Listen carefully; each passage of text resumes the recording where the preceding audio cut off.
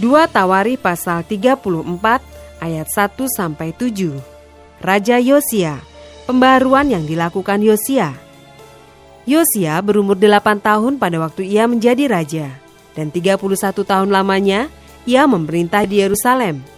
Ia melakukan apa yang benar di mata Tuhan dan hidup seperti Daud bapa leluhurnya, dan tidak menyimpang ke kanan atau ke kiri. Pada tahun ke-8 dari pemerintahannya, ketika ia masih muda belia, ia mulai mencari Allah Daud, bapa leluhurnya. Dan pada tahun ke-12, ia mulai mentahirkan Yehuda dan Yerusalem daripada bukit-bukit pengorbanan, tiang-tiang berhala, patung-patung pahatan, dan patung-patung tuangan. Mesbah-mesbah para Baal dirobohkan di hadapannya. Ia menghancurkan pedupaan-pedupaan yang ada di atasnya.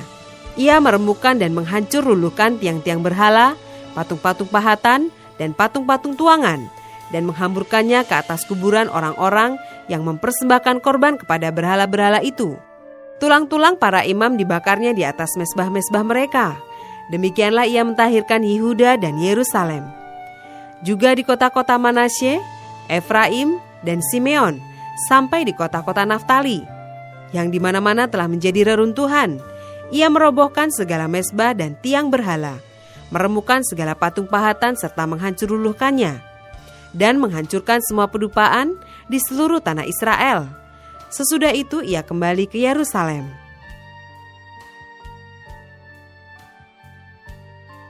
Ayat 8-33. Kitab Taurat ditemukan kembali. Pada tahun ke-18 dari pemerintahannya, setelah selesai mentahirkan negeri dan rumah Tuhan, ia menyuruh Safan bin Asalia dan Maaseya, penguasa kota, serta Yoah bin Yoahas, bendahara negara, untuk memperbaiki rumah Tuhan Allahnya. Maka datanglah mereka kepada imam besar Hilkia dan menyerahkan kepadanya uang yang telah dibawa ke rumah Allah dan yang telah dikumpulkan oleh orang-orang Lewi, yakni oleh para penjaga pintu dari orang-orang Manasye dan Efraim, dan dari semua orang yang masih tinggal dari Israel, pula dari seluruh orang Yehuda dan Benyamin, dan dari penduduk Yerusalem.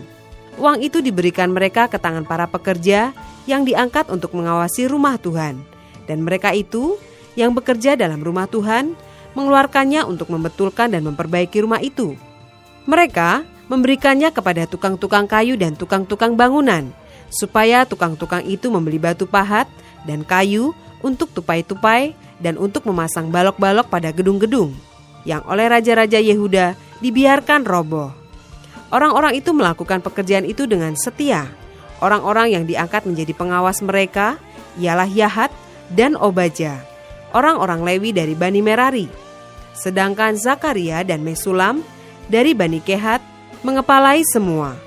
Dan semua orang Lewi yang pandai memainkan alat-alat musik mengepalai kuli-kuli dan mengiringi semua tukang dalam pekerjaan apapun.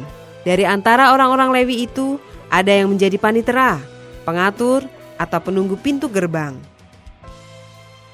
Ketika mereka mengeluarkan uang yang telah dibawa ke rumah Tuhan, Imam Hilkia menemukan kitab Taurat Tuhan yang diberikan dengan perantaraan Musa.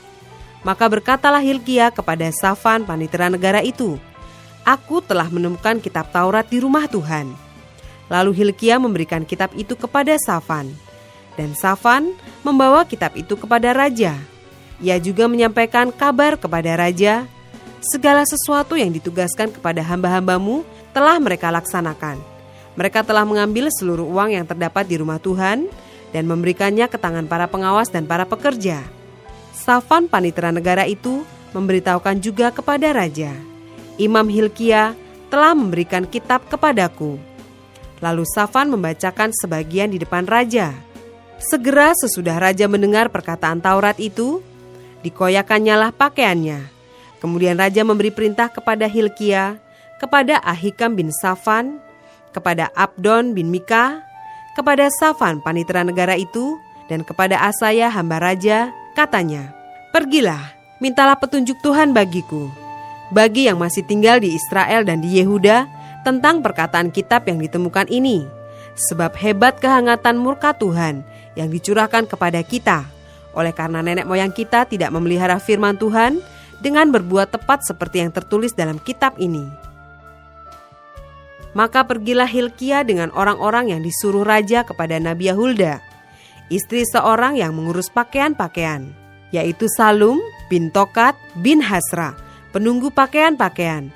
Nabiah itu tinggal di Yerusalem, di perkampungan baru. Mereka berbicara kepadanya sebagaimana yang diperintahkan. Perempuan itu menjawab mereka, "Beginilah firman Tuhan, Allah Israel. Katakanlah kepada orang yang menyuruh kamu kepadaku, beginilah firman Tuhan, sesungguhnya aku akan mendatangkan malapetaka atas tempat ini dan atas penduduknya, yakni segala kutuk yang tertulis dalam kitab yang telah dibacakan di depan Raja Yehuda.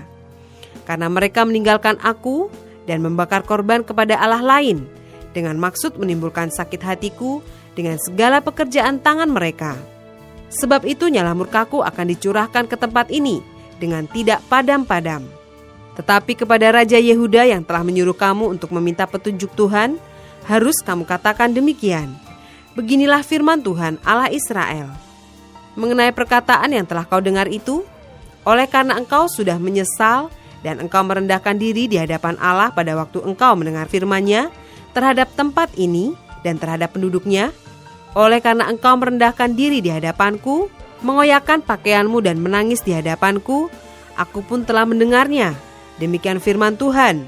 Maka sesungguhnya aku akan mengumpulkan engkau kepada nenek moyangmu, dan engkau akan dikebumikan ke dalam kuburmu dengan damai, dan matamu tidak akan melihat segala malapetaka yang akan kudatangkan atas tempat ini dan atas penduduknya."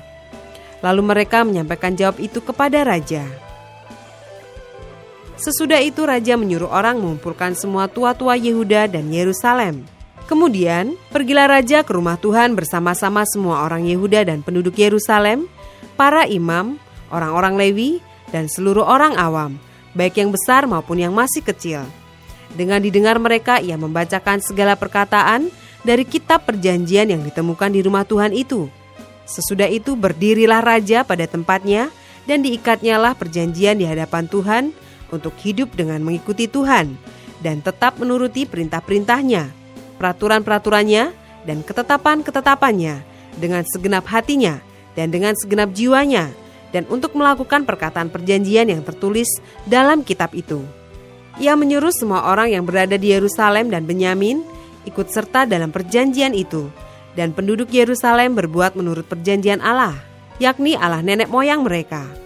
Yosia menjauhkan segala dewa kekejian dari semua daerah orang Israel dan menyuruh semua orang yang ada di Israel beribadah kepada Tuhan Allah mereka.